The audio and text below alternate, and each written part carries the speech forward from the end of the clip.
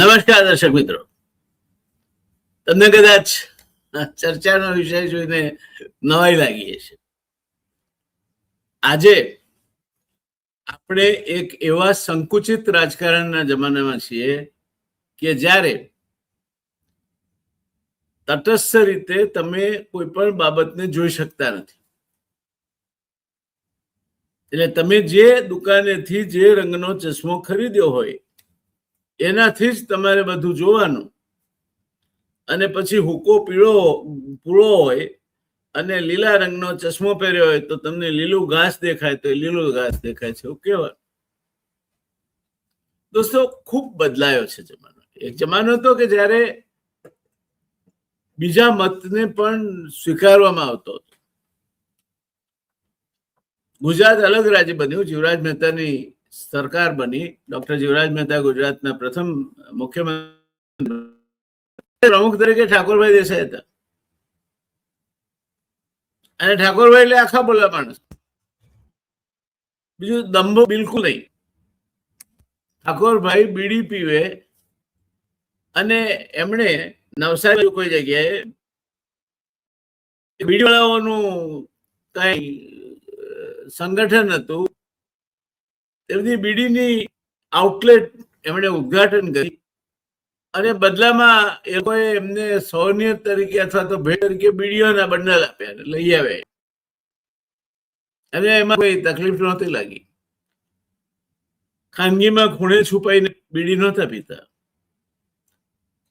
ઠાકોરભાઈ દેસાઈ દર્શકની સંસ્થામાં ભાષણ આપવાના હતા. દર્શકને તમે જાણો છો, સંપૂર્ણપણે ગાંધીવાદી માણસ. ઠાકોરભાઈને બીડીઓ છે નહીં. ભાષણ આપવાના સમયની તૈયારી, દર્શકે આપણે જઈશું એટલે કે હા જઈએ, હું એક જરા બીડીનો કસ લઈ લઉં. આ પારદર્શિતા નેતાઓમાં હતી. ઠાકોરભાઈ પહેલી વખતે મંત્રી બન્યા, પણ એ પેલા કોંગ્રેસ પ્રમુખ હતા.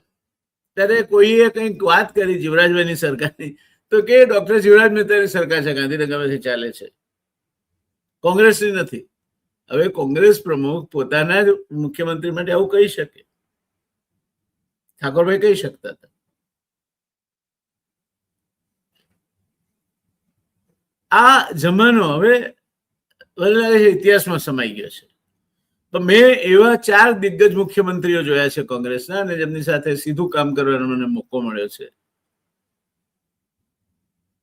અને ભારતીય જનતા પાર્ટીના નેતાઓ સાથે પણ બહુ નજદીકથી કામ કરવાનો મોકો મળ્યો છે. મને આજે પણ મારો ડિબેટ જોઈને એક વર્ગ એવો છે કે મને ભાડે છે, તો વાંધો નહીં, મને કઈ વળગી નથી જતું, પાપ ધોવાય છે મારે.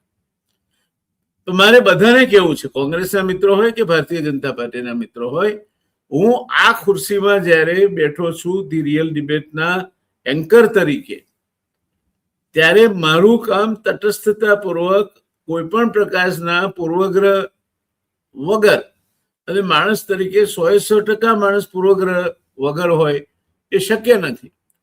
એટલે શક્ય તેટલા ઓછામાં ઓછા પૂર્વગ્રહથી મને જે લાગે છે સાચું તે તમારા સામે મૂકવાનું છે. મારી વફાદારી બેસું છું ત્યારે મારા દર્શક મિત્રોને છું. એનો અર્થ એ નથી કે મને કોંગ્રેસમાં કઈ તકલીફ છે, કોઈ તકલીફ નથી. મને ભારતીય જનતા પાર્ટીમાં પણ કોઈ તકલીફ નથી. મેં રાજીનામું આપ્યું ત્યારે પણ કોઈ આક્ષેપો નથી કર્યા. મેં કહ્યું કે મને નહીં ફાવ્યું તો હું હવે આ ઘર બદલીને બીજા ઘરે જાઉં છું. તો કોંગ્રેસમાં ચાલ્યો ગયો. એનો અર્થ એ નહીં, આજે પણ ભારતીય જનતા પાર્ટીમાં દરેક સ્તરે અને ખાસ કરીને કાર્યકર મિત્રોમાં મારા ઘણો મોટો ચાહક વર્ગ છે, ઘણા મિત્રો છે અને મળ્યા છે મને લોકો. પણ મોટા નેતાઓમાં ચોક્કસ અસૂયા છે. મારા અંગત મિત્રો, લાભાર્થી કહી શકાય એવા, કે જેમના ઘરે જઈને આપણે હાથ ચાલીને એમને લઈ આવ્યા કે ચાલો આપ બેસો આ ખુરશીમાં, એ પણ મારી સાથે આભડછેટ રાખે છે. પણ એ કેમ થાય છે? કારણ કે એમની વિચારસરણી જરઠ થઈ ગઈ છે. પાણી જાતે જ્યારે વહેતું બંધ થઈ જાય ત્યારે એ ખાબોચિયું બને છે બંધિયાર બને છે અને ગંધાય છે. વિચારસરણી વહેતી રહેવી જોઈએ, વિચારસરણી સ્પષ્ટ હોવી જોઈએ, વિચારસરણી પ્રમાણિક હોવી જોઈએ, વિચારસરણીની પાછળ કોઈ છુપો હેતુ સાધવાની દાનત નહીં હોવી જોઈએ. અને એટલે હું એવું માનું છું કે લોકશાહીમાં જેમ તમારી મોટર કાર હોય અથવા સ્કૂટર હોય તો બે ભાગ હોય, એક એન્જિન હોય, એક બ્રેક હોય. તમે શેલ મારો, ગાડી ચાલુ ના થાય, મથો તો પણ ના ચાલુ થાય, તો શું કરશો તમે? તમે મોડા પડશો, વૈકલ્પિક ઓલા કે ઉબરને બોલાવશો, કોઈક દોસ્તને ગાડી લઈને બોલાવશો અને જતા રહેશો. બીજું કોઈ નુકસાન નહીં થાય રથમાં. પણ તમે 140 કિલોમીટરની ઝડપે ગાડી સડસડાટ જતી હોય હાઈવે પર અને તમારી બ્રેક ફેલ થઈ જાય તો શું થાય? તો ગાડીમાં બેઠેલા માણસો તો સ્વાભાવિક છે, એમાં ભાગીદાર છે આ ક્ષતિમાં, એટલે મરે. પણ નિર્દોષ માણસો, રસ્તા પર સૂતેલા મજૂર માણસો, એમના દીકરા દીકરીઓ કે બીજા સાથી પ્રવાસીઓ જેનો કોઈ જ વાંક ના હોય તે પણ એમાં મોતને બેઠે છે. લોકશાહીમાં સત્તાધારી પક્ષ એન્જિન છે. એ ધારો કે ક્યાંક થોડું ઘણું પણ એમાં ખોટકો આવે તો એ રિપેર થઈ શકે, બીજું નુકસાન મોટું નહીં થાય. પણ વિરોધ પક્ષે બ્રેક છે અને બ્રેક ફેલ થાય તો ખતરનાક પરિણામો આવે છે. અને હું દોસ્તો એવું માનું છું આજે ભારતમાં વિરોધ પક્ષ એટલે કે લોકશાહીની બ્રેક ફેલ થઈ છે અથવા તો ફેલ કરી નાખવામાં આવી છે. દોસ્તો 1985 એ સમય, આદરણીય માધવસિંહભાઈ પહેલી વખત મુખ્યમંત્રી બન્યા થોડા અઠવાડિયાઓ માટે, બીજી વખત મુખ્યમંત્રી બન્યા થોડા સમય માટે, ત્યાર પછી મુખ્યમંત્રી બન્યા પૂરા 5 વર્ષ માટે, પાછા ફરી ચૂંટાયા, ફરી મુખ્યમંત્રી બન્યા ચોથી વખત. ત્યારે તો એવું હતું કે માધવસિંહભાઈ 149 જેટલી બેઠકો જીતીને વિધાનસભામાં એમણે દિગ્વિજયનો પરચમ લહેરાવ્યો હતો. હવે એ અજેય છે. કમસે કમ 5 વર્ષ માટે તો માધવસિંહભાઈ નું શાસન તપવાનું છે. પણ 7 જ મહિનામાં અનામત આંદોલન એમને ભરખી ગયું.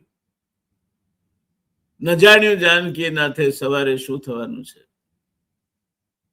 સવારે શું થવાનું છે, સવારે વન જવાનું છે, ન જાણ્યું જાનકી નાથે સવારે શું થવાનું છે.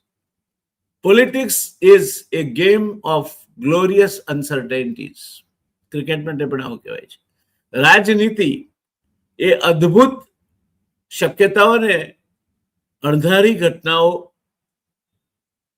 બને તેવું ક્ષેત્ર છે.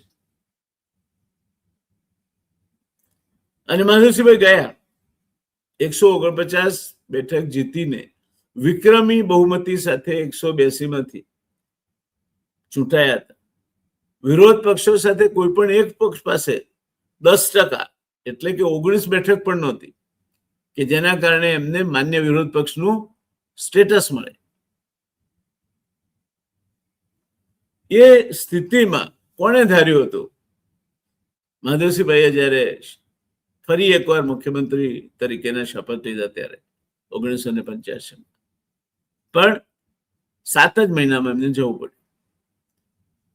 માનનીય અમરશભાઈ આવ્યા, જેમની સાથે પણ મેં કામ કર્યું અને અમે બે એક જ કોલેજના વિદ્યાર્થીઓ, એટલે સારી એવી મિત્રતા પણ હતી. અંગત મિત્રતા, સમજ, એકબીજા માટે બાન, બંનેમાં સારું. મારા સિનિયર હતા અમરશભાઈ, એ સિવિલ એન્જિનિયર હતા. બીજું મારે અત્યંત નિકટનો પરિચય આદરણીય ઝીણાભાઈ દરજી સાથે. ઇન્દુકુમાર જાની મારા ખાસ મિત્ર, નયા માર્ગના સંપાદક, અને સનદભાઈ મહેતા તો મારા મેન્ટર. આ બધા જ કોંગ્રેસના દિગ્ગજો હતા. એ વચ્ચે એવું નહોતું કે મારા ભારતીય જનતા પાર્ટીમાં મિત્રો નહોતા. મકરંદભાઈ મારા એ સિવિલ એન્જિનિયર હતા અને મારા નજદીકી મિત્ર હતા. અશોકભાઈ, હું ચૂંટણી લડવાનું નક્કી કર્યું ત્યારે ચૂંટણી કઈ રીતે લડાય શીખવા માટે અઠવાડિયું એમની સાથે ફર્યો અને વિરોધ પક્ષના ધારાસભ્યની ચૂંટણી લડતા જીતુ શાહના ઘરે જઈને ભજીયા કઈ રીતે ખવાય, બેનરો કઈ રીતે બનાવાય, પ્રચાર કઈ રીતે થાય, મહેતા રેસ્ટોરન્ટ પર બેસીને શું ગપ્પા મરાય, એ પ્રેક્ટિકલ પદાર્થ પાઠ ચૂંટણી લડવાના હું અશોકભાઈ પાસે શીખ્યો. ચિમન કાકા શુક્લ મારા માટે હંમેશા આદરણીય વ્યક્તિત્વ રહે. એટલે એ વખતે આટલી સંકુચિતતા નહોતી. મારા ત્યાં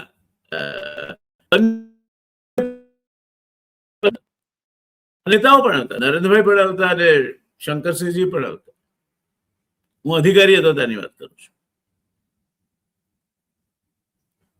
એટલે રખેમ તમે એમ ધારતા મારે કોંગ્રેસ સાથે કઈ મન દુઃખ થયું છે. પહેલી વાત તો એ કે હું માનું છું કે ચૂંટણીથી માત્ર ધારાસભ્ય, સંસદ, જિલ્લા પંચાયતના ડેલિગેટ વગેરે વગેરે નેતાઓ જન્મે છે. એ પોલિટિક્સ કહેવાય છે, રાજકારણ કહેવાય. મેં ઘણા લોકો કહેતા રાજ છોડી દીધું. હું હંમેશા કહું છું કે હું રાજકારણમાં હતો જ નહીં ભાઈ. હું રાજનીતિમાં હતો. રાજકારણ એટલે કારણ આધારિત રાજ્ય વ્યવસ્થા એટલે રાજકારણ, અને રાજનીતિ એટલે એક અમુક સિદ્ધાંતોને લઈને તમે કોઈ રાજકીય પ્રવૃત્તિ ખેંચાયો. મારી ગરીબો પ્રત્યે અનુકંપા, નબળા વર્ગ પ્રત્યેની લાગણી, આ બધાના કારણે હું શરદભાઈનો આશિક બન્યો, એમનો ચેલો બન્યો.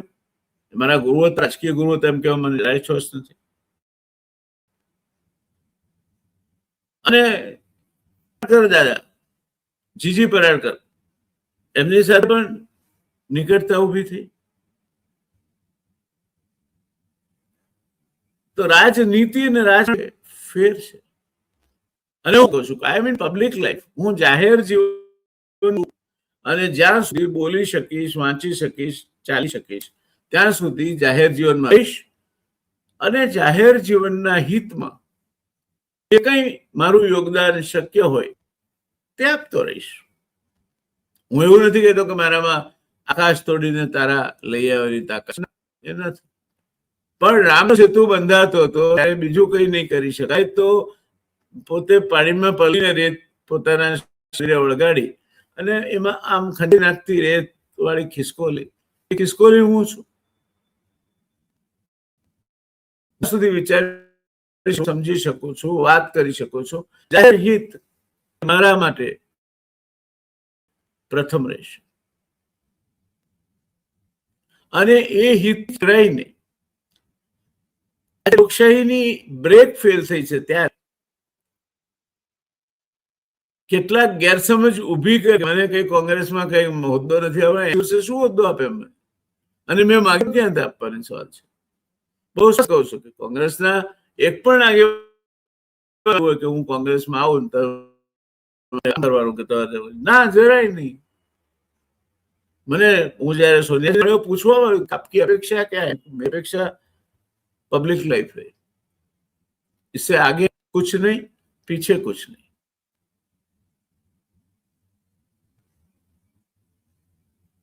તો મારે કોંગ્રેસ સાથે વાંકું નથી પડ્યું દોસ્તો. અને ભારતીય જનતા પાર્ટી એ રાજકીય રીતે અમુક બાબતે હું એનાથી જુદો પડું છું એટલે મારી દુશ્મન નથી. આ બે સ્પષ્ટતા તમે સમજી લેજો. હું જાહેર જીવનનો માણસ છું. જ્યાં સારું હશે ત્યાં સારું કહીશ. ધારો કે કાલે બહુજન હિતાય બહુજન સુખાય ખેડૂતોના આંદોલનને હું ટેકો આપું, ખેડૂતો સાથે છું, મારા વિચારો ખેડૂતોની સાથે જોડાયેલા છે. કાલે ઉઠીને ભારતીય જનતા પાર્ટી સરકાર ખેડૂતો માટે કઈ સારું કરશે તો મને જરાય છોછ નથી, વખાણીશ એમને. કારણ કે કિસાનોનું ભલું થાય છે. વિદ્યાર્થીનું ભલું થાય એવી કોઈ વાત થશે, ચોક્કસ આવકાર્ય છે. સમાજનું ભલું થાય એવી કોઈ વાત હશે, ચોક્કસ આવકાર્ય છે. અને એટલે આજની આ ચર્ચાને મહેરબાની કરીને એવા કોઈ ઢાંચામાં નહીં ધારતા કે હું 80 વર્ષનો થયો અને મને લાલસા હતી સત્તાની. મારે કોંગ્રેસમાંથી કશું લેવાનું નહોતું. અને આવતીકાલ કોની શું છે તે કોને ખબર નથી, પણ મને એક વસ્તુથી નક્કી ખબર છે કે મેં કોંગ્રેસમાં જોડાવા માટે કોઈ શરત મૂકી નથી અને મેં ભારતીય જનતા પાર્ટી ઉપર કોઈ દોષારોપણ નથી કર્યો, કોઈ આક્ષેપો નથી કર્યા. આજે પણ ચંદ્રકાંતભાઈ પાટીલથી મળીને અનેક લોકો મારા મિત્ર છે, અનેક લોકો સાથે મારા વ્યક્તિગત સંબંધો ખૂબ સારા છે, નરેન્દ્રભાઈ મોદી સમેત. એટલે કઈ ભારતીય જનતા પાર્ટી સાથે મેં દુશ્મની થોડી છે કાઢી છે. અમિતભાઈ એમના વિદ્યાર્થી અવસ્થાથી મારા પરિચયમાં હતા, વિધાનસભામાં મેં બાજુમાં બેસતા હતા. અમિતભાઈ ના સાથે એક કૌટુંબિક ઘરોબા જેટલો મારો નાતો છે અને મને એનો આનંદ છે. એ હું શાના માટે સંતાડું? કોંગ્રેસમાં છું એટલે સંતાડવાનું શું કારણ? પણ એ વાત તમને બીજી પણ કહી દઉં કે તમે જયનારાયણ વ્યાસને એવી કોઈ પણ પ્રવૃત્તિમાં ઉભેલા નહીં જુઓ કે જ્યાં એમણે પોતાની જાત વટાવીને કંઈક મેળવ્યું હશે. ના, મને કઈ નથી જોઈતું. ભગવાને ઘણું આપ્યું છે. મને લાગે છે કે મને તો પક્ષપાત બહુ કર્યો છે ભગવાન. હવે કઈ નથી જોઈતું. 2 હાથને હૈયું આપ્યું મારા નાથ, હવે કઈ નથી જોઈતું. જા. એટલે આજની ચર્ચાને આપ તાત્વિક સ્વરૂપમાં લેશો, તટસ્થતાપૂર્વક માનશો તો મજા આવશે તમને અને મને પણ મજા આવશે. પણ તમે તમારા પૂર્વગ્રહના ચશ્મા પહેરીને જોશો તો પેલા સંતની વાર્તા જેવું છે કે આપણે કોઈને આપવા માટે ફળોનો કરંડિયો લઈને ગયા હોઈએ અને વ્યક્તિ ના લે તો કોની પાસે રહે? આપણી પાસે જ રહે ને. એમ આપ ગમે તેટલી મને જે મારો એટલો મોટો ચાહકો છે કે પહેલા તો ગંગામાં અનેક પ્રકારના મલિન પ્રવાહો વળતા હોય છે, પણ ગંગા બધાને ચોખ્ખા કરતી ચાલે છે. ગંગાનું સ્નાન, યમુનાનું પાન ને નર્મદાના દર્શન માત્રથી મોક્ષ મળે છે. મેં આ ત્રણેય કર્યું છે. તો આ ઉંમરે હું નથી કોઈ નોકરીની શોધમાં, હું ક્યારેય કોઈ ટિકિટ નહીં માંગુ. કહું છું તમને, ક્યારેય એવી કોઈ વાત જાણ્યામાં આવે કે જયનારાયણ વ્યાસે કોઈ જગ્યાએ ચૂંટણી લડવા માટે ટિકિટ માંગી છે અથવા કોઈ જગ્યાએ કોઈ બોર્ડ કોર્પોરેશન માંગ્યું છે. મેં તો સરકારમાં પણ કહી રાખ્યું હતું કે એક વખત કેબિનેટ મિનિસ્ટર થયા પછી કોઈ નિગમના તમે ચેરમેન થાવ, સારા નથી લાગતા. તમે જે મોઢે પાન ખાઓ એ મોઢે કોલસા ના ચવાય.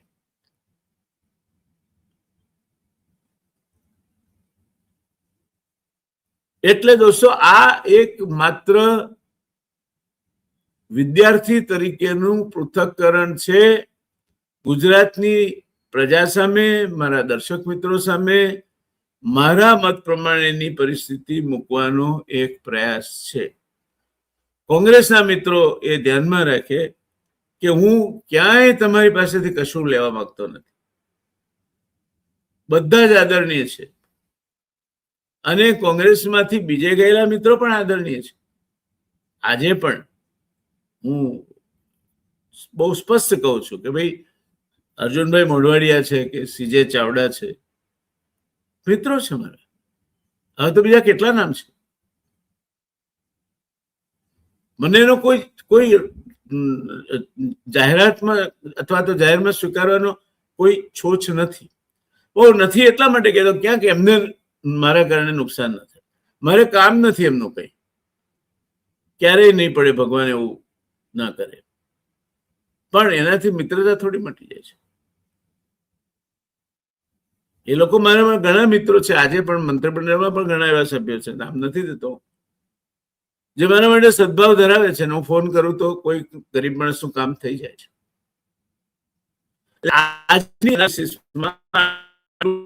ભૂમિકા બાંધી કે મહેરબાની કરીને જયનારાયણ વ્યાસને લાડવો નથી મળ્યો, લાડવો લૂંટાઈ ગયો છે, એને કઈ જોઈએ છે, આ બળવાખોરીની નિશાની છે, આમાંનું કઈ જ નથી. હું આજે કોંગ્રેસનો સભ્ય છું, ફાવશે ત્યાં સુધી છું. હા, કોંગ્રેસને ના ફાવે તો કોંગ્રેસ પણ મને કહી શકે છે. હું માન પુરસ્સર જે કઈ નાનકડી પોટલી છે બાંધીને ચાલવા માંડીશ. પણ જેમ ભારતીય જનતા પાર્ટી માટે, એના કાર્યકરો માટે અહીંયા એક જગ્યા છે, તે જ રીતે 2 વર્ષથી કોંગ્રેસમાં છું, અનેક મિત્રો થયા છે. એ પહેલા પણ વિધાનસભાના પરિચય અનેક મિત્રો થયા હતા. અહીંયા એક જગ્યા છે એમના. હું માણસ છું છેવટે. પછી તમે કોંગ્રેસ કે ભાજપમાં તો છો, હું માનવ થવું તો મારે માનવ થવું છે, એની આ મથામણ છે. પણ સાથે સાથે મારામાંનો વિદ્યાર્થી એ મને હંમેશા જુદી રીતે વિચારવા પ્રેરે છે. અને હું વિચારું તે સાંઈ મકરંદની ફિલોસોફી પ્રમાણે ગમતું હોય તો અલ્યા ગુંજેને ગાલીએ, ગમતા નો કરીએ ગુલાલ. તો આ ગમતાનું ગુલાલ કરવાની પ્રક્રિયા છે. દોસ્તો, ગુજરાતમાં છેલ્લા લગભગ 30 વર્ષથી ભારતીય જનતા પાર્ટીનું અવિરત શાસન રહ્યું છે. આ સમયગાળામાં ભારતીય જનતા પાર્ટીએ માત્ર ચૂંટણીઓ જીતી નથી, પરંતુ રાજ્યના છેવાડાના કાર્યકર સુધી પહોંચતું મજબૂત સંગઠન ઊભું કર્યું છે. બીજી તરફ કોંગ્રેસે ચૂંટણી દર ચૂંટણી પોતાની રાજકીય જમીન ગુમાવી છે. સત્તા નથી એમની પાસે, એ પણ એક કારણ હોઈ શકે, કારણ કે ગોળ હોય ત્યાં મંકોડા જાય.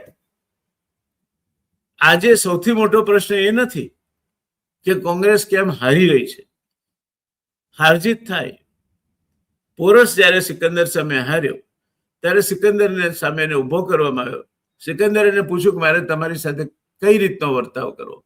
ત્યારે પોરસનો જવાબ બહુ સરસ હતો. એને કહ્યું, એક રાજા બીજા રાજા સાથે જે રીતે વર્તાવ કરે તે રીતે. એમ કાલે ઉઠીને ભારતીય જનતા પાર્ટી વિપક્ષમાં આવે અને કોંગ્રેસ શાસનમાં આવે તો કોંગ્રેસે પણ માનભર્યો વર્તાવ ભારતીય જનતા પાર્ટી સાથે કરવો જોઈએ, એવું બહુ મારું સ્પષ્ટ માનવું છે. રાજનીતિમાં તમારાથી વિરોધી વિચારધારા હોઈ શકે છે, માણસો જુદું વિચારી શકે છે, તમારા દુશ્મનો નથી. એટલે છેવાડાના કાર્યકર સુધી પહોંચતું મજબૂત સંગઠન ભારતીય જનતા પાર્ટીએ ઊભું કર્યું છે. બીજી તરફ કોંગ્રેસે ચૂંટણી દર ચૂંટણી પોતાની રાજકીય જમીન ગુમાવી છે. આજે સૌથી મોટો પ્રશ્ન એ નથી કે કોંગ્રેસ કેમ હારી રહી છે. પ્રશ્ન એ છે કે શું કોંગ્રેસ એવી સ્થિતિએ પહોંચી ગઈ છે જ્યાં નાના ફેરફારોથી કંઈ નહીં થાય અને માત્ર સંપૂર્ણ સંગઠનાત્મક પુનર્જીવન જ તેને ફરી સત્તાના મુકાબલે ઊભું કરી શકે. મારા મતમાં, મારા સમજ અને મત મુજબ જવાબ છે હા. નાના ઉપાયથી કઈ ફરક નહીં પડે. કોંગ્રેસની સૌથી મોટી બીમારી શું છે દોસ્તો? કોંગ્રેસની સૌથી મોટી સમસ્યા નેતૃત્વ નથી, પરંતુ સંગઠનનો અભાવ છે. ભાજપ ચૂંટણી દરમિયાન નહીં, વર્ષના 365 દિવસ રાજકારણ કરે છે. દરેક બૂથ, ગામ, તાલુકા અને જિલ્લામાં તેનું કાર્યકર તંત્ર સક્રિય રહે છે અને કાર્યકરોને એક યા બીજી રીતે પાર્ટી સાથે જોડવા માટે પેજ પ્રમુખ જેવી સંશોધનાત્મક રચનાઓ પણ ભારતીય જનતા પાર્ટીએ કરી છે. કોંગ્રેસમાં અનેક જિલ્લાઓમાં સંગઠન કાગળ પર છે, મેદાનમાં નહીં. આજના સમયમાં ચૂંટણી મતદાનના દિવસે નહીં, પરંતુ મતદાનના મહિનાઓ અને વર્ષોના વર્ષો પહેલા જીતી લેવાય છે. નેતાઓ છે કોંગ્રેસમાં, પરંતુ લશ્કર નથી, અથવા લશ્કર છે તો અમુક જ નેતાઓને વફાદાર છે. પક્ષને વફાદાર લશ્કર હોય એવા બહુ ઓછા લોકો છે. કોંગ્રેસ પાસે અનુભવી નેતાઓ છે, પરંતુ મજબૂત કાર્યકર આધાર નથી. રાજકારણમાં જનતા સુધી પહોંચવાનો માર્ગ કાર્યકર થકી જાય છે. જો બૂથ પર કાર્યકર નહીં હોય તો મંચ પરના ભાષણો મતમાં ફેરવાતા નથી. આ હંમેશા યાદ રાખવું જોઈએ. એટલે કોંગ્રેસે મજબૂત કાર્યકર બેઝ ઉભો કરવાની, કાર્યકરોનો મજબૂત પાયો ઉભો કરવાની જરૂર છે. કોંગ્રેસને એવા 2 ડઝન આગેવાનો જોઈએ જે જિલ્લાઓને તક લઈ લે, એક જ કામ કરે, કોઈ હોદ્દો નહીં, કશું જ ના જોઈએ. એ જિલ્લામાં જઈને બેસે અને ગૂંથણી કરવાનું કામ કરે. ત્રીજો મુદ્દો, કોંગ્રેસને જૂથબંધી ખાઈ રહી છે. ગુજરાત કોંગ્રેસમાં સૌથી મોટો રોગ છે આંતરિક જૂથવાદ. ભારતીય જનતા પાર્ટીમાં નથી એવું નથી, પણ ત્યાં તો બધું દાબડ ચાલે. જો કે આ વખતે ભારતીય જનતા પાર્ટીમાં પણ જૂથવાદના વરવા ઉદાહરણો સપાટી પર આવ્યા છે. પણ ભારતીય જનતા પાર્ટીની ખામી છે, એટલે કોંગ્રેસની એનાથી મોટી ખામી ભૂલી થોડી જવાય. એકબીજાને હરાવવામાં કોંગ્રેસ જેટલી શક્તિ ખર્ચે છે એટલી ભાજપ સામે લડવામાં ખર્ચતા નથી. જ્યાં સંગઠન કરતા વ્યક્તિ મોટી બની જાય ત્યાં પક્ષ નબળો પડે એ વાત સ્વાભાવિક છે. કોંગ્રેસને વ્યક્તિ કેન્દ્રિત નહીં પરંતુ સંગઠન કેન્દ્રિત રાજકારણ અપનાવવું પડશે. માત્ર ભાજપનો વિરોધ કરવાથી ચૂંટણી નહીં જીતાય. ભાજપની ટીકા કરવી સરળ છે, કોઈની પણ ટીકા કરવી સરળ છે, પરંતુ મતદારો આજે તમને પૂછે છે કે કોંગ્રેસ ગુજરાત માટે શું કરશે. રોજગાર માટેનું તમારું શું આયોજન છે?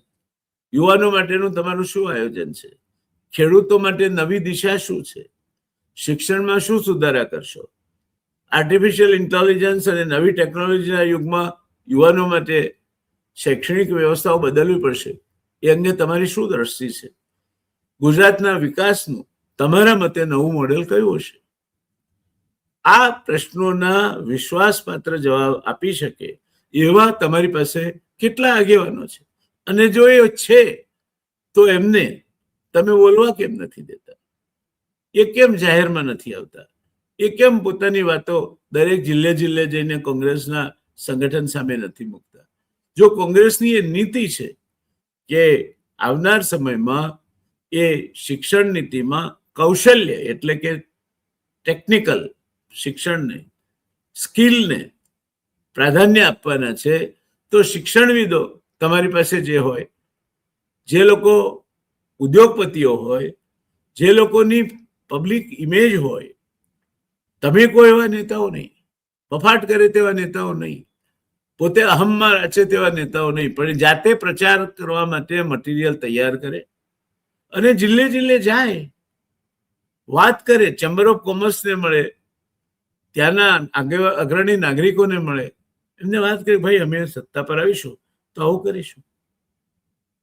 કરો છો? નથી કરતા. ડાયલોગ એ રાજનીતિમાં આગળ વધવા માટેનો પહેલો પાયો છે. જેમ સંગઠન અને કાર્યકર એ એનો મજબૂત પાયો છે, એવો જ મજબૂત પાયો એ ડાયલોગ છે.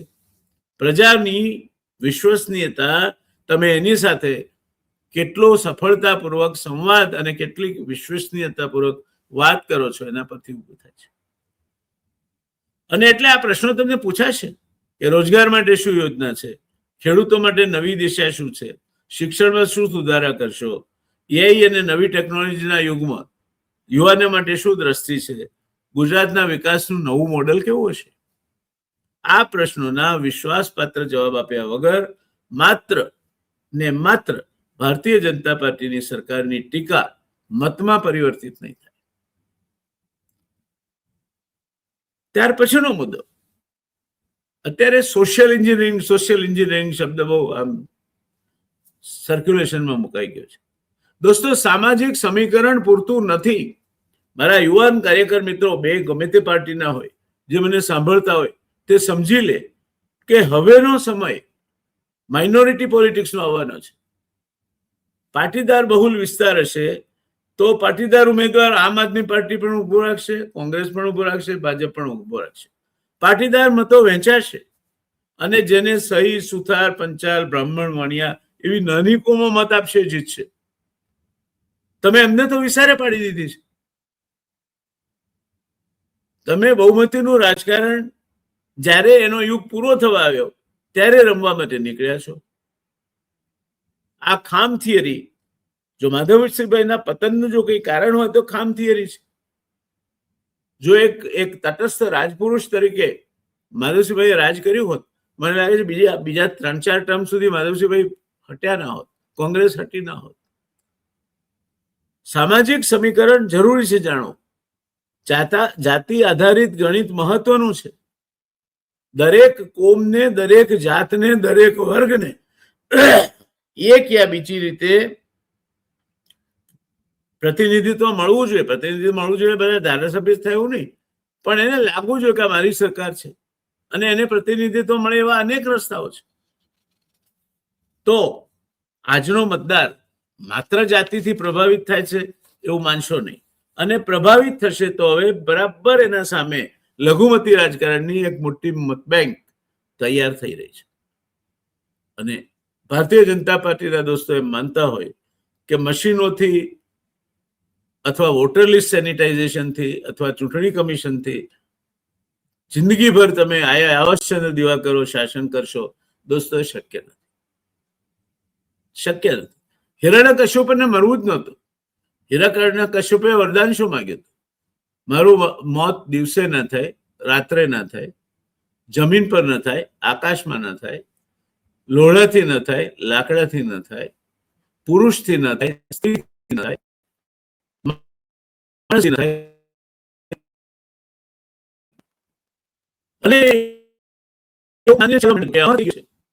જ્યાં સુધી અવતારે એને બરાબર સંધ્યા સમયે ઉમરા પર લઈ પોતાના ખોળામાં મૂકીને પૂછ્યું, અત્યારે દિવસ છે કે ના, રાત છે કે ના, સંધિકાળ હતો, આપણે આકાશમાં છીએ કે ના, એમના ખોળામાં હતો, જમીન પર છીએ કે ના, હું પુરુષ છું કે ના, હું સ્ત્રી છું કે ના, મારી પાસે કોઈ હથિયાર લાકડાનું કે કોઈ ધાતુનું છે કે ના.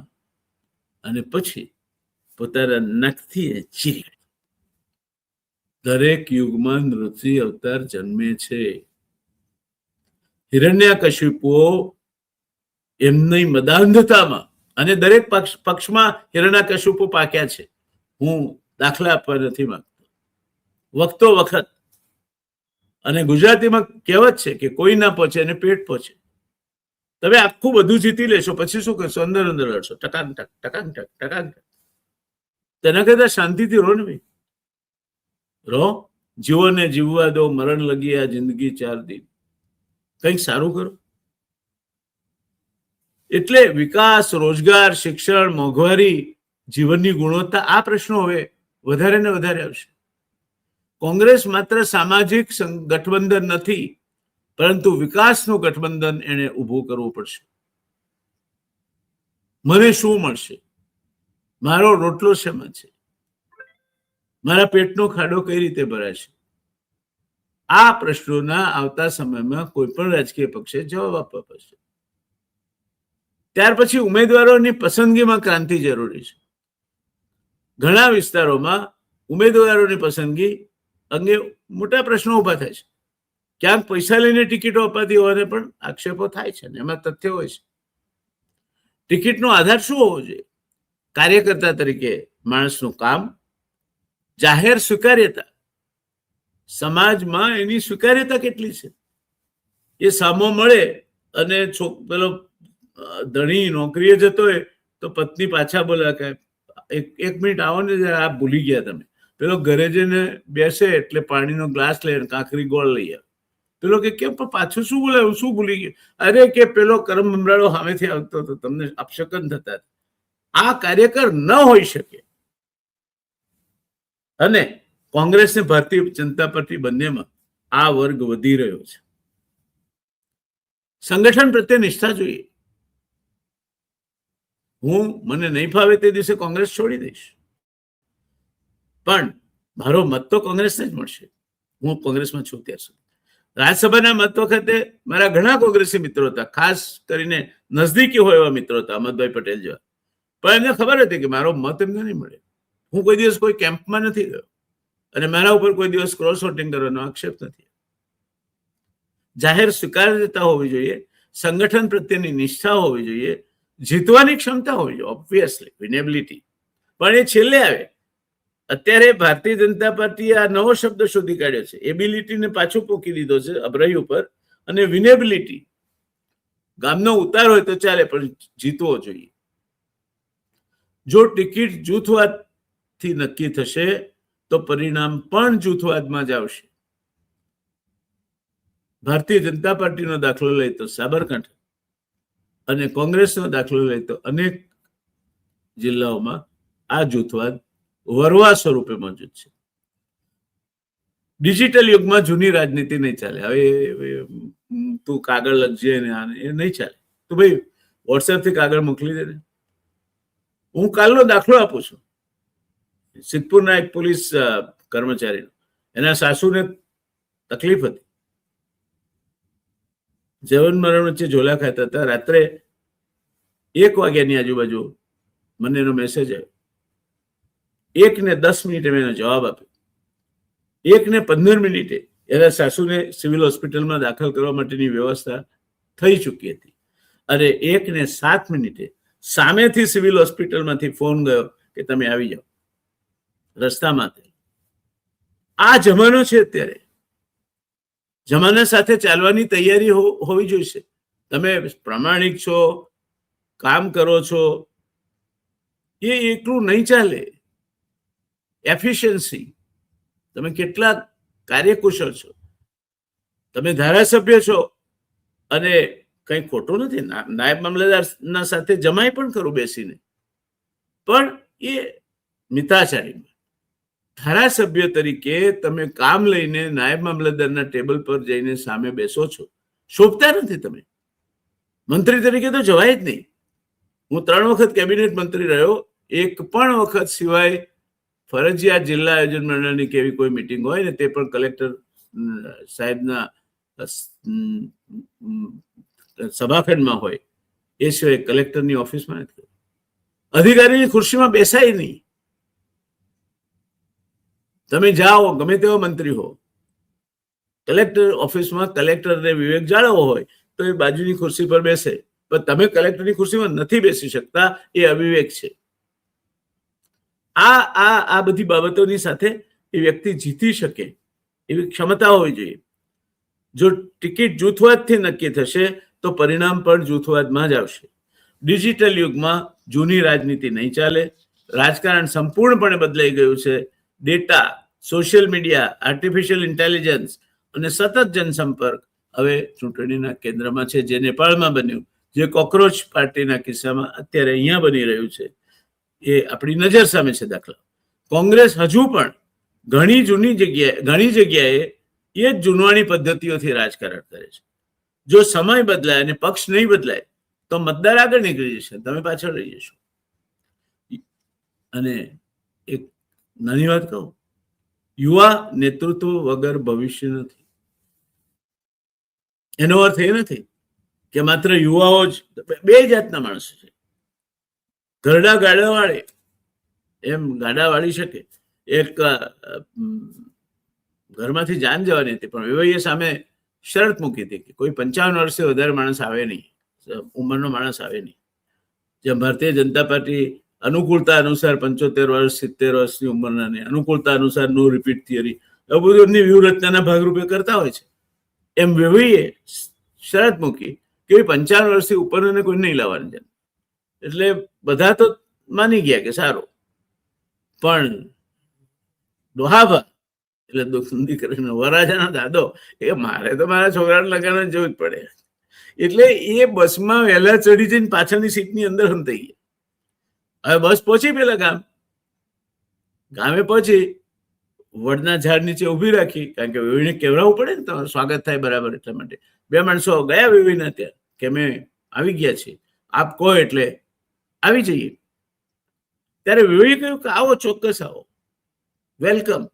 અમે પણ તમારી એટલી જ આતુરતાથી રાહ જોઈએ છે. તમારી આગતા સ્વાગતા કરવા અમે પણ આતુર છીએ. પણ તમે આવ્યા તો વેવાઈ રસ્તામાં નદી આવે છે, જોઈએ છે તમે? એ કે હા, નદીમાં પાણી છે. છે. મારી એક જ શરત છે કે જાન લઈને રંગે ચંગે આવો, પણ આ નદીને દૂધથી ભરી દો. મારે આ ઠાર આવ્યા ધોયેલા મૂળા જેવા પાછા, તેલમાં મખી ડૂબી હોય ડૂબી ગયેલા સાસિયા મોઢા અને બધા વડ નીચે શોક સભા બેઠી. ત્યારે પેલો બા દાદો મારા જેવો નીકળ્યો સીટ નીચે, પ્રગટ થયો. એ કે શું છે આ બધા, કેમ બેહણે બેઠા છો? એ કે વેવીએ શરત મૂકી છે કે આ દૂધથી ભરી દઈએ નદીને, પછી જ આપણે ગામમાં પ્રવેશ કરવાનો છે. હવે આ નદીને કઈ રીતે દૂધથી ભરાય? ડોહા કે અરે બુદ્ધિના બળદિયાઓ, બધું જ થાય, ના શું કરવા થાય? અશક્યતા જેવો શબ્દ જ નથી. નેપોલિયન કહેતો હતો કે there is no word like impossible in my directory. Impossible શબ્દ તો આમ તો આઈ એમ પોસિબલ એવું કે છે. એનો સ્પેલિંગ જો IMPOSSIBLE, આઈ એમ પોસિબલ એટલે ઇમ્પોસિબલ. એટલે કે તમે જાઓ, 2 જણા ગયા હતા એ બુદ્ધિશાળીઓ, અને જઈને વેવીને કહો કે અમે દૂધની વ્યવસ્થા કરીએ છીએ, થઈ જશે. તમે ત્યાં સુધી નદી ખાલી કરવાની વ્યવસ્થા કરી રાખો. ગયા વેવીને લાગ્યું કે ચોક્કસ કોઈ 55 વર્ષ ઉપરનો બુઢિયો આવ્યો લાગે છે. એટલે હવે તમે સાચું બોલો, કોણે સલાહ આપી તમને? પેલા કોઈ કહ્યું કે તમારા જમાઈરાજના ભાઈએ આપી, દાદા આપી. એ કે 55 વર્ષ ઉપરના નહોતા લાયા. હવે અમે તો નહોતા લાયા, પણ નીચે ગાડીમાં સીટમાં અંતાઈ ગયા હતા કે તો બચી ગયા કે અમે. એટલે યુવા નેતૃત્વ વગર ભવિષ્ય નથી, એ વાત સાચી છે. પણ યુવા નેતૃત્વને ઘડતરની જરૂર છે, અને એટલા માટે તારી વીણા ન તારતું એટલા તાણી ન રાખ જેથી તૂટીએ જાય, તારી વીણા ન તારતું એટલા ઢીલા ન મૂક જેથી વાગે. રાજનીતિમાં એક્સ્ટ્રીમિટી માટે કોઈ જગ્યા જ નથી. તમારે અનુભવ અને યુવા બેનું સંયોજન કરવું પડશે. યુવા શક્તિને સાથે લેવી પડશે. આવતીકાલનું ભવિષ્ય એના હાથમાં છે. રાજ્ય કક્ષાના મંત્રી બનાવો, નાયબ મંત્રી બનાવો, કોઈ બોર્ડ નિગમમાં એમને ડિરેક્ટર નિમો, ચેરમેન બનાવો, સંગઠનમાં હોદ્દાઓ આપો. એક આખી કેડર ટ્રેન કરો આવતીકાલે તમારી સત્તા જળવાઈ રહે એના માટે. એટલે યુવા નેતૃત્વ એટલે માત્ર રેડિયો ગાડામાં થોડું હોય છે. અને ફિક્ટિશિયસ નેતૃત્વ યુવાનું ઊભું થાય એનાથી મોટું જોખમી કામ બીજું એક નથી. જાનમાં કોઈ જાણે નહીં ને વરનો ભાવ હું. સત્તાના જોરે જે યુવા સંગઠન ઉપર છવાવા માંગતો હોય તે યુવા નેતા નથી. એ યુવા માત્ર ને માત્ર તક સાધુ અથવા તકવાદી છે. એટલે યુવાનો, મહિલાઓ, આદિવાસી વિસ્તારો, ઓબીસી સમાજ, વ્યાવસાયિકો, ગ્રામ્ય ગુજરાતમાંથી નવા નેતાઓને આગળ લાવ્યા વગર કોંગ્રેસનું પુનર્જીવન થવાનું નથી. હવે કોંગ્રેસ અમુક પાર્ટી અમુક જાતિઓના ત્યાં ગીરવે મુકાઈ હોય એ રીતે નહીં ચાલી શકે. બધાને સાથે લેવા પડશે. અને ખાસ કરીને મહેરબાની કરીને જે બહુમતીઓ છે તો યાદ રાખે કે તમારા સામે તમારી જ કોમનો ઉમેદવાર ઉભો રહેશે. અને બીજું એક એવો વર્ગ છે જેના 7% મત હોય અને અનામત સીટ ઉપર એને ઉભા રહેવાનો હોય. એ ભૂલી જાય છે કે જયારે આક્રોશમય ભાષામાં ભાષણો આપવા લાગી જાય છે અને લોક લાગણી દુભાય એવી ભાષામાં એ વાતો કરે છે, ત્યારે પેલા 93% મત પણ એને ચૂંટવા માટે જવાબદાર છે. એની પાર્ટીને નુકસાન થાય છે, એ પોતાની જાતને આગળ કરે છે. આ વાત તમારે તમારા નેતાઓને, ખાસ કરીને યુવા નેતાઓને ટ્રેનિંગ દરમિયાન સમજાવવી પડશે. છેલ્લે પ્રશ્ન છે, શું કોંગ્રેસ ફરી સત્તામાં આવી શકે? હા, નથિંગ ઇઝ ઇમ્પોસિબલ. જેટલો લાંબો સમય, લો ઓફ પ્રોબેબિલિટી એટલે શક્યતાનો નિયમ છે ગણિતમાં, એ એવું કે છે કે જેટલો લાંબો સમય કોઈ રાજકીય પક્ષ સત્તા ઉપર રહે એટલો વહેલો હવે એનો જવાનો સમય પાકતો જાય છે.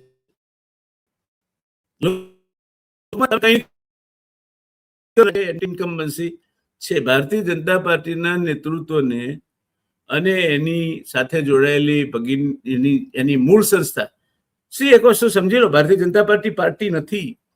ભારતીય જનતા પાર્ટી એ રાષ્ટ્રીય સ્વયંસેવક સંઘની એની મૂળ હોલ્ડિંગ કંપની આરએસએસ છે. પહેલી લોકસભામાં આરએસએસે જોયું કે એમની જે વિચારસરણી છે એની અભિવ્યક્તિ કરનાર કોઈ ચહેરાઓ નથી, એટલે એમણે જનસંઘની સ્થાપના કરી. પંડિત દીનદયાળ ઉપાધ્યાયજી અને બીજા નામ ભૂલી જશું, બંગાળી જેન્ટલમેન જે કાશ્મીરમાં શ્યામા પ્રસાદ મુખર્જી, એમણે મોકલ્યા. અને એ જ ભારતીય જનતા પાર્ટી ખાડામાં પડી ભારતીય જનસંઘ તરીકે. જ્યારે બલરાજ મધોકને દૂર કરવા માટે અટલ અડવાણીએ જે કંઈ તરકટો કર્યા, એણે બલરાજ મધોકને તો કાઢ્યા, પણ અટલ અડવાણી બંનેને એના દુષ્પરિણામો પણ ભોગવવા પડ્યા. એટલે તમે એક વાત જાણી લો દોસ્તો કે ભારતીય રાજકારણનો ઇતિહાસ કહે છે કે કોઈ પક્ષ કાયમી સત્તામાં રહેતો નથી, પરંતુ સત્તા વિરોધથી નહીં, વિકલ્પ બનવાથી મળે છે. ગુજરાતમાં કોંગ્રેસે જો ખરેખર ભાજપને પડકારવો હોય તો 5 નિર્ણાયક પગલાં લેવા પડશે. 1, રાજ્યના દરેક બૂથ સુધી જીવંત સંગઠન ઊભું કરવું પડશે. 2, જૂથવાદનો અંત લાવી એક સંકલિત નેતૃત્વ ઊભું કરવું પડશે. 3, ગુજરાત માટે વિશ્વસનીય વિકાસનો રોડમેપ જાહેર કરવો પડશે. 4, ડિજિટલ અને ટેકનોલોજી આધારિત રાજકીય અભિયાન શરૂ કરવું પડશે. અને 5, નવા નેતાઓને તક આપતી પારદર્શક સંગઠન વ્યવસ્થા ઊભી કરવી પડશે. શશી થરૂર કેમ દૂર ગયા? શશી થરૂર પ્રમુખ પદની ચૂંટણી લડ્યા હતા અને ખાસા 30% જેટલા મત એને મળ્યા હતા. તો દાપણ એમાં હતું કે એને સંયુક્ત પ્રમુખ કે કાર્યકારી પ્રમુખ કે આવું કઈ જગ્યા આપી અને કામે લગાડી દેવાય. તમે એને છૂટા મૂક્યા. એટલે સાક્ષરા વિપરીતા રાક્ષસા ભવંતી. સાક્ષરોને ઊંધા કરો તો રાક્ષસ થઈ જાય. અને કેરળમાં પગની પની કોરી કળિયુગના પ્રવેશ માટે, ભારતીય જનતા પક્ષના પ્રવેશ માટે તમે ઉઘાડી કરી આપી, જેના ફળ મળશે ભવિષ્યમાં તમને. દોસ્તો, તો કોંગ્રેસે શું કરવું? સમય હવે સર્જરીનો છે. ગુજરાત કોંગ્રેસની હાલની સ્થિતિ એવી છે કે હવે નાના ફેરફારો, હોદ્દાની અદલા બદલી કે ચૂંટણી પહેલાના ઉત્સાહથી કશું બદલી નહીં શકાય. પક્ષને મૂળમાંથી ઊભો કરવો પડશે અને એના માટે ક્ષેત્રીય અનુભવ ધરાવતા નેતાઓ જોઈશે. માત્ર રાજ્યસભામાં જઈને બેસી રહે અને જલસા કરતા રાજ્યસભા વાળાને તો હવે નિવૃત્તિ આપી દેવાનો સમય છે. જે લોકોને ક્ષેત્રીય નેતૃત્વમાં 2-3 ટર્મ થઈ હોય એમાંથી એકાદ ટર્મ માટે અનુભવ માટે કેન્દ્રમાં લઈ જાઓ, 2 ટર્મ માટે લઈ જાઓ. પણ પેલા તો રાજ્યસભામાં વિરાસતો એમ પલોઠી માળીને બેસે છે અને રાજ્યના નેતૃત્વને નબળું કરવાનું કામ કરે છે. કોંગ્રેસના અનેક નેતાઓ એવા છે જેમના માથે એવો આક્ષેપ છે કે એમણે એમની ગતિવિધિઓથી કોંગ્રેસને નુકસાન પહોંચાડ્યું છે, ફાયદો નથી કરાવ્યો. ટિકિટો વેચાવાના આક્ષેપો થાય છે. પોતાનો જૂથવાદ ઉભો થયો. કેરળમાં પ્રધાન એટલે મુખ્યમંત્રી કોણ બને એના માટે આટલી માથાકૂટ શું કરવા થાય? કેમ કોઈએ નહીં કહી દેવું જોઈએ કે ભાઈ જેના આગેવાની નીચે લડ્યા છે, જેને આટલી મહેનત કરી છે, એ અમારા મુખ્યમંત્રી છે. તમે મોટા દેખાયા હોય, આ વિવાદ કેમ ચાલે? નહીં ચાલવો જોઈએ. તમારા જે ગામમાં તમારા જિલ્લા પ્રમુખ જે ગામમાંથી આવતા હોય એ ગામમાં કોંગ્રેસને 418 મત મળે અને ભાજપને 418 મત મળે અને કોંગ્રેસને 227 મત મળે. એના ગામમાં પણ જેનું વજન નથી એવા જિલ્લા પ્રમુખો તમે રાખો છો શું કરવા? આનો અર્થ એ કે તમારી જે પ્રક્રિયા છે નિમણૂકની એ પારદર્શક નથી અને પૂર્વગ્રહથી પ્રેરિત છે. દરેક પોતપોતાના જૂથના પ્યાદા ગોઠવવા માંગે છે. તો કોંગ્રેસ ક્યારેય બેઠી નહીં થાય. એમને સમજવું જોઈએ કે અર્જુન મત્સ્યવેદ કરશે તો જ દ્રૌપદી સત્તારૂપી આવશે અને તો જ કુંતી કહી શકશે 5 ભાઈ સરખા ભાગે વેચી લો. આ સમજ કોંગ્રેસના નેતાઓને હજુ પડી નથી. એટલે હવે સમય સર્જરીનો છે. પક્ષને મૂળમાંથી ફરીથી ઉભો કરવો પડશે. સંગઠનને બૂથથી લઈ પ્રદેશ કક્ષાએ સુધી નવેસરથી જીવંત આપવું પડશે. એના સિનિયર નેતાઓ જેમને ચૂંટણી નથી લડવાની એમનું કામ ચૂંટણી લડાવવાનું છે. એમણે જિલ્લામાં જઈને પલોઠી વાળીને બેસવું પડશે. દરેક એક એક જિલ્લામાં એક એક આગેવાન, બે નહીં મૂકવાના, નહીં તો પાછા ત્યાંય બખેડા ઉભા કરશે. સંગઠનને ઊભું કરવું પડશે. યુવાનો સાથે ગરોબો કેળવવો પડશે. જિલ્લાથી માહિતગાર થવું પડશે. સાચી માહિતી જિલ્લાની શું છે એ છેક ઉપર સુધી પહોંચાડવી પડશે. જો કોંગ્રેસ આ કઠોર આત્મનિરીક્ષણ કરવાની હિંમત બતાવશે તો તેનું પુનર્જન્મ અશક્ય નથી. અથવા તો મારું પોતાનું એવું માનવું છે કે બીજી શક્યતા એ છે કે ભારતીય જનતા પાર્ટી જ ડાળું જેમ ડાળાના ભારથી તૂટી પડે એમ એટલું લાંબુ ચાલી છે કે એ જ તૂટી પડશે અને એમાં જે નેતૃત્વ માટેની સાઠમારી ચાલશે એમાં ભારતીય જનતા પાર્ટીના જ 2 કે 3 ટુકડા થશે. કદાચ RSS ને પણ એ વીખી નાખશે. પરંતુ એ આપણો વિષય નથી. આપણો વિષય છે કોંગ્રેસે શું કરવું તે. પરંતુ જો તે હજુ પણ નાના સમારકામોથી મોટી બીમારીઓ મટાડવાનો પ્રયત્ન કરશે, લીપાપોતી કરશે, કોંગ્રેસ હકીકત નહીં સ્વીકારે, બધાને સુસ્તું કરવાનું, તમારી પ્રવક્તાઓની યાદી જાહેર થાય ત્યારે જેમને ગામમાં કોઈ ઓળખતું ના હોય એવા નામો તમારા કેમ્પેઇન કમિટીમાં હોય. હું નથી માનતો કે એનાથી કોઈનું ભલું થાય છે. એકબીજાનું જૂથ સાચવી લો છો તમે, પણ એમના નામે જઈને તમે જાહેરાત તો કરો કે અમદાવાદમાં લાલ દરવાજે અમુકની જાહેર સભા છે. પેલા સનત મહેતાના નામની જાહેરાત થાય, પ્રબોધ રાવળના નામની જાહેરાત થાય કે હરિહર કંબોજાના નામની જાહેરાત થાય. લોકમેદની માતી નહોતી. આ લોકનેતા કહેવાય છે. એટલે કોંગ્રેસે આ કઠોર આત્મપરીક્ષણ કરવું પડશે. મારા જેવા કડવા માણસને સાંભળવાની તૈયારી રાખવી પડશે. પરંતુ જો હજુ પણ એ આ જૂથવાદમાંથી બહાર નહીં આવે અને લાલી લિપસ્ટિકના લીપાપટ્ટી કરીને સારા લગાડવાનો પ્રયત્ન કરશે તો ગુજરાતમાં કોંગ્રેસનો સત્તા સુધીનો પ્રવાસ અશક્ય નહીં બને. કારણ કોઈ વસ્તુ અશક્ય નથી હોતી, પણ લાંબો જરૂર બની જશે. સમયનો સંદેશ સ્પષ્ટ છે દોસ્તો. ગુજરાત કોંગ્રેસને હવે રિપેરિંગ નહીં, રીબિલ્ડિંગ કરવું પડશે. સમારકામ નહીં, સર્જરી કરવી પડશે અને તે પણ તાત્કાલિક. સમય આવી ગયો છે. The clock has started ticking. Tick tick tick tick tick tick tick tick tick tick tick tick tick tick tick tick ધડામ. આ સમય આવી ગયો છે. શું કરવા માંગો છો તમે? લોકશાહીના હિતમાં છે કે કોઈ એક પક્ષ પોતાની મોનોપોલીના કારણે મદહોશ ન બની જાય, અભિમાની ન બની જાય અને ગુજરાત હોય કે ભારત, જેટલો દોષ આ ગેરરીતિઓ માટે રામ મંદિરમાંથી ચડાવવામાંથી ચોરી થઈ, હજુ તો કૃષ્ણનો વારો આવવાનો છે. કોણ જવાબદાર?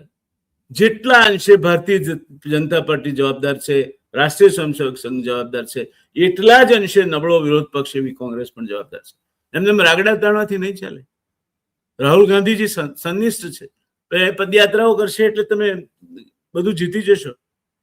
શક્ય નથી. જન તાકાત ઉભી કરો, જન સૈલાબ ઉભો કરો.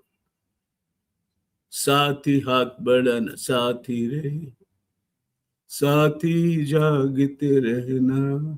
નયા દોરનું આ ગાયન સાંભળી લેજો દોસ્તો. કોંગ્રેસને આજે સમારકામની નહીં, સર્જરીની જરૂર છે. કોંગ્રેસને હવે રિપેરિંગ નહીં, રીબિલ્ડિંગની જરૂર છે. આશા રાખીએ કે કોંગ્રેસ એ માર્ગે વહેલામાં વહેલી તકે જશે. દેશની લોકશાહીના હિતમાં છે આ માટે. તો આવજો દોસ્તો. જે કઈ વિચારો કે ફરી ડિસ્ક્લેમર તરીકે કહી દઉં છું કે મારે કોંગ્રેસ સાથે કોઈ વાંધો નથી પડ્યો. હું કોંગ્રેસ છોડીને ક્યાંય જવા માટેની કોઈ પેરવીમાં પણ નથી. મને કોઈ સંગ્રહતમ પણ નથી. 80 વર્ષ થયા મને, ને વર્ષની તો ઉંમર તો ગણતો જ નથી. એ જે જશે નંબર, કોઈના કપાળમાં એક્સપાયરી ડેટ નથી લખેલી. પણ જાહેર જીવનમાં રહેવા માટે I have in public life. ગુજરાતની જનતાનો અવાજ બનવું એ ગુજરાતના મુખ્યમંત્રી બનવા કરતા વધારે હિંમતભર્યું પગલું છે, વધારે લોકપ્રિયતા ભર્યું પગલું છે, વધારે તાકાતવર પગલું છે.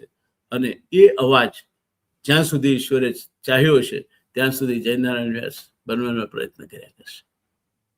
હું એવા સૌ કોઈની સાથે છું જેના દિલમાં દેશહિત છે, જેના દિલમાં પ્રજાહિત છે, જેના દિલમાં કરુણા છે અને જેના દિલમાં કર્તવ્ય છે. આવજો. જય જય ગરવી ગુજરાત, જય જય ગરવી ગુજરાત, જય જય ગરવી ગુજરાત.